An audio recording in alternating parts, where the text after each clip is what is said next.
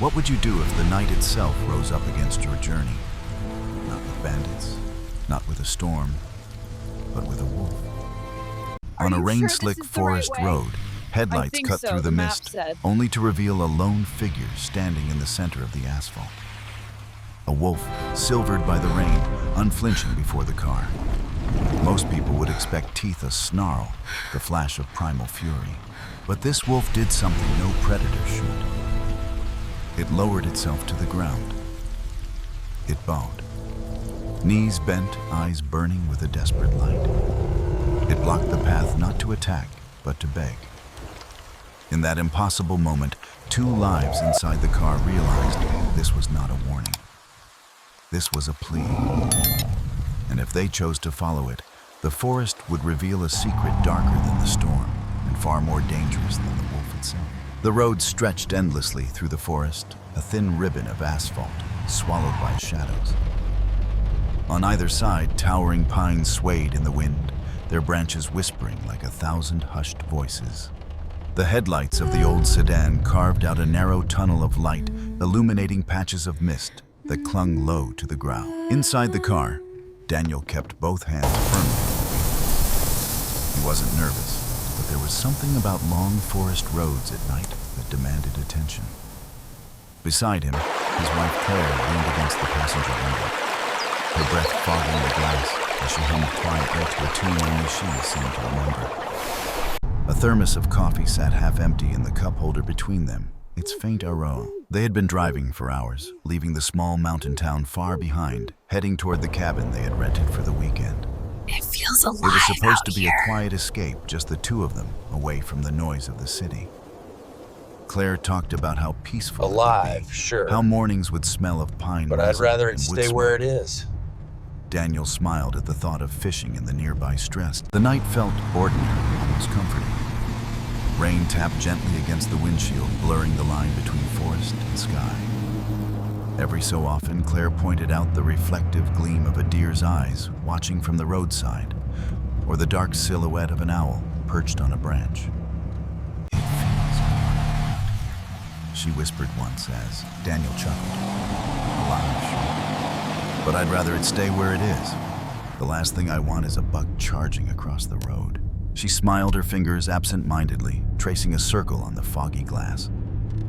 The road dipped, then rose again, the rhythm of the drive lulling them into a kind of calm. It was the kind of quiet where even the hum of the engine felt softer, swallowed by the immensity of the woods. Neither of them could have guessed in that moment of ordinary calm that the forest was about to place something in their path. Something that would shatter the illusion of safety and change the way they looked at wild creatures forever. The wipers dragged across the windshield with a slow, rhythmic squeal.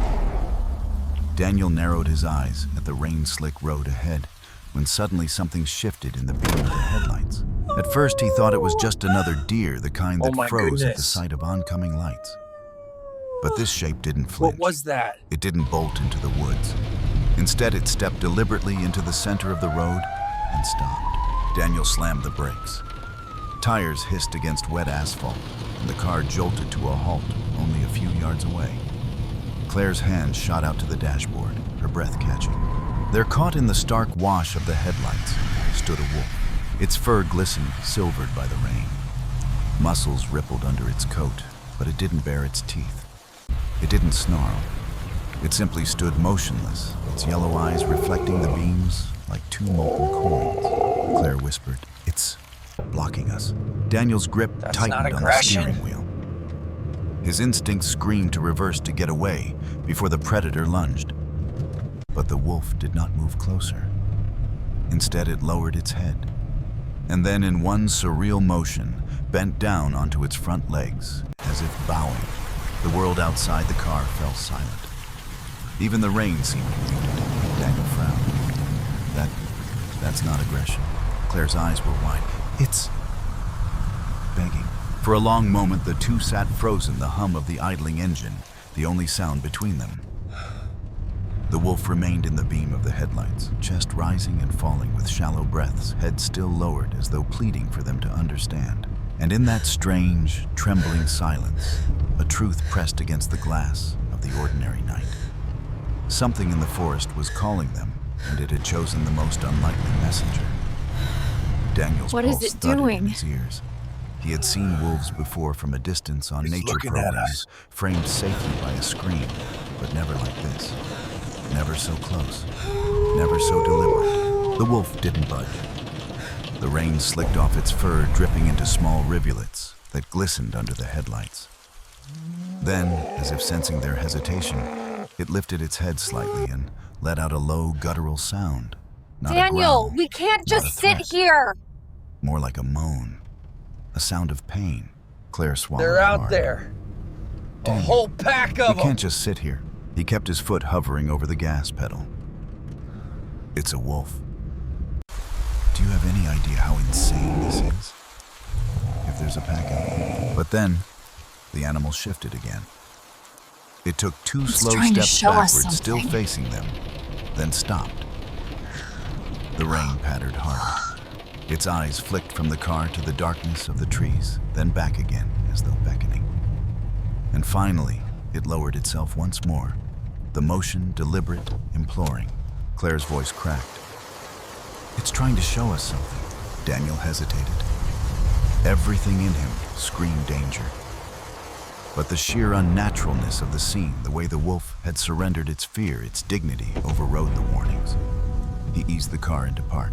The wolf's ears twitched at the sound of the engine cutting. Then it turned, trotting a few steps toward the tree line before pausing again. Waiting, Claire's hand found his arm. Please, just follow it. If it's a trap, we'll know soon enough, but if it's not. Against every instinct, Daniel opened the door. Cold rain slapped against his face as he stepped into the night. The air smelled of pine and wet earth. The wolf didn't flee. It stood there soaked, trembling faintly, watching him with eyes that no longer seemed wild, but desperate. Claire joined him, clutching her coat tightly around her. Together they took a cautious step forward. The wolf turned and padded deeper into the forest, and with each reluctant step, they followed the comforting hum of the car behind them. Faded, replaced by a gnawing sense that they had crossed a threshold, that whatever waited in the dark would change everything.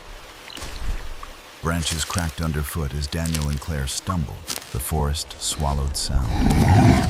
The rain had softened to a mist, muffling everything, so that the only noise was their breathing and the quiet thump of paws on sodden earth. Daniel's heart hammered with every step. He kept glancing over his shoulder, expecting glowing eyes to appear in ambush, the rest of the pack circling. But finally the wolf stopped. It stood near a hollow between two mossy boulders. Its chest heaved as it turned toward them.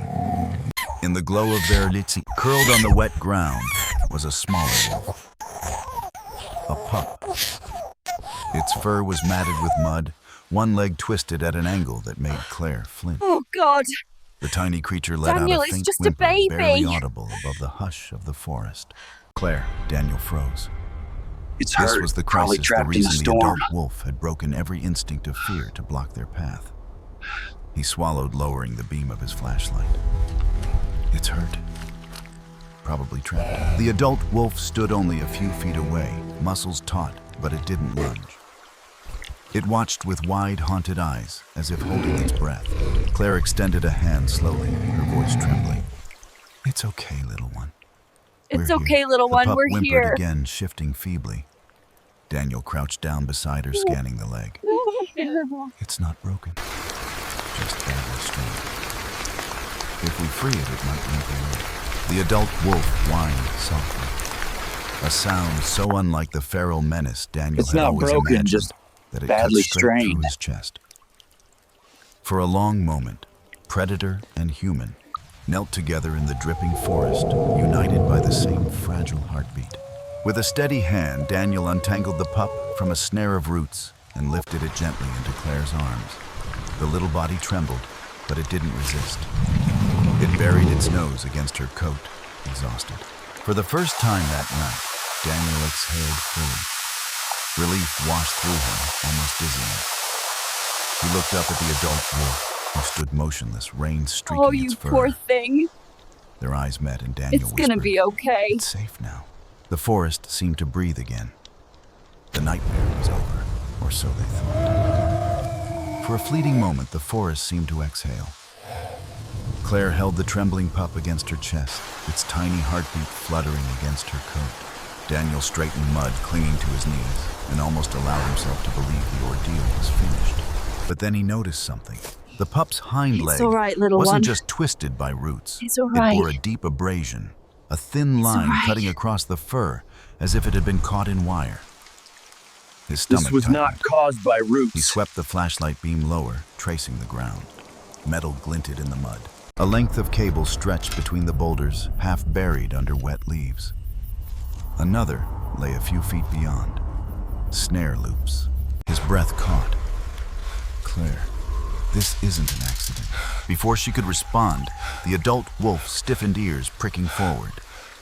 Its gaze snapped toward the trees behind them. The animal gave a sharp whine, low and urgent, and pressed closer to its pup. Claire turned her flashlight, cutting through the mist. And there, half hidden in the shadows, were more gleams of steel. Rusted traps, jagged jaws, nailed crudely to tree trunks, their edges smeared with fresh earth. Daniel's pulse spiked. Poachers, he whispered. They've been laying traps here.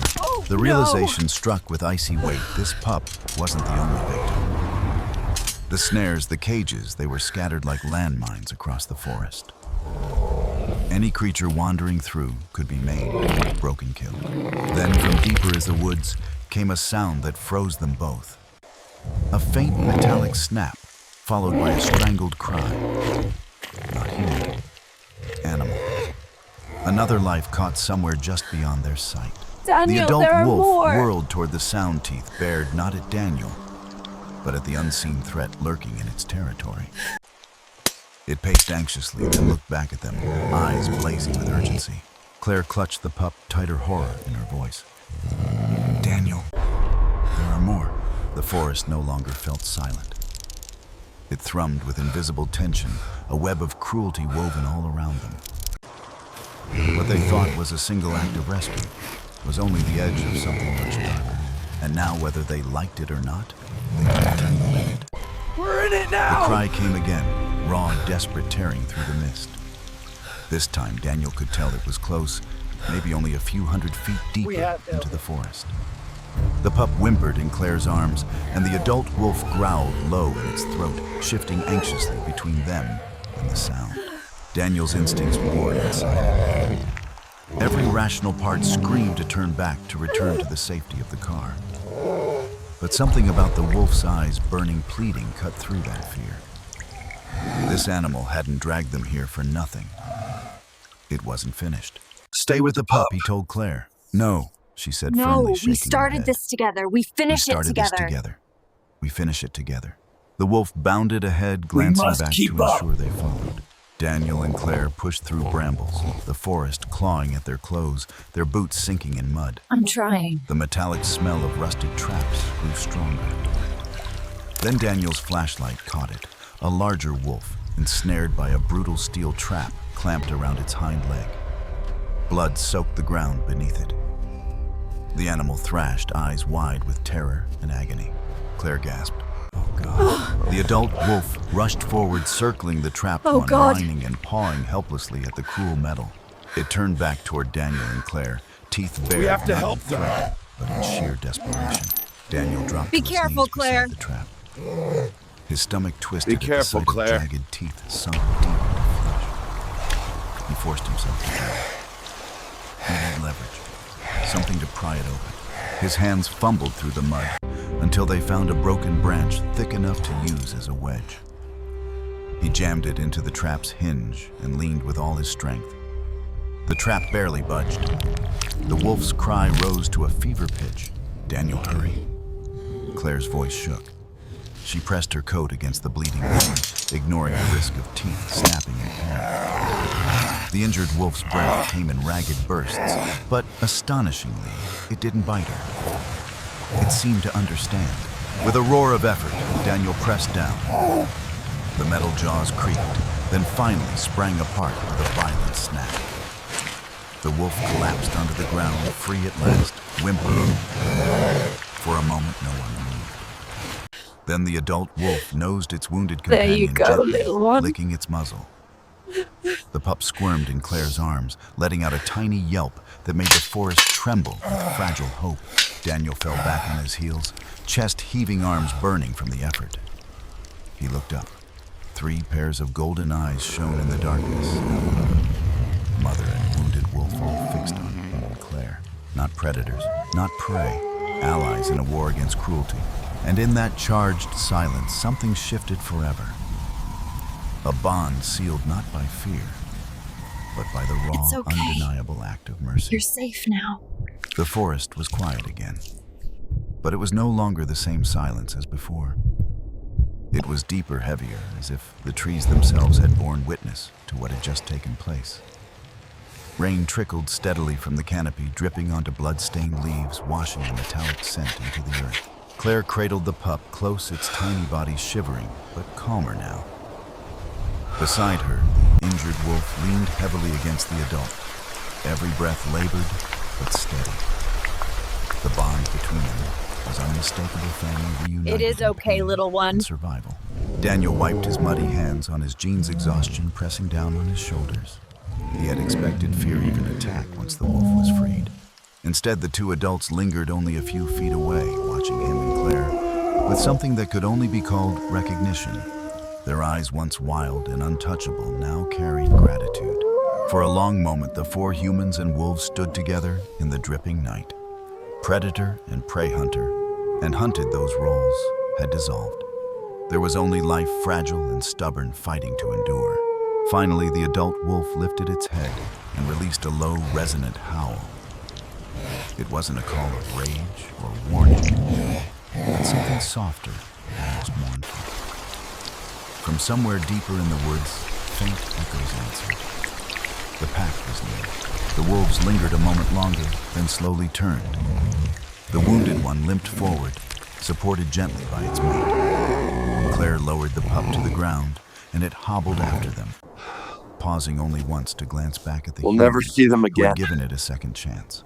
Daniel exhaled a tremor in his chest he hadn't realized he was holding. They'll We'll never see them again, he remember, murmured. Claire's hand slipped into his. and so We don't have will we. They'll remember, and so will we. As the 3 wolves melted into the shadows, the forest closed behind them, as if erasing the evidence of the night's ordeal. Yet the bond remained imprinted on Daniel and Claire, like a scar they would carry forever. Back at the car, the headlights still glowed faintly against the misty road. But the journey ahead no longer felt like an escape from the city. It felt like something larger, a reminder that even in the wildest corners of the world, compassion could cross the Their divide lives between would never species. be ordinary And in that truth, again. their lives would never be ordinary again.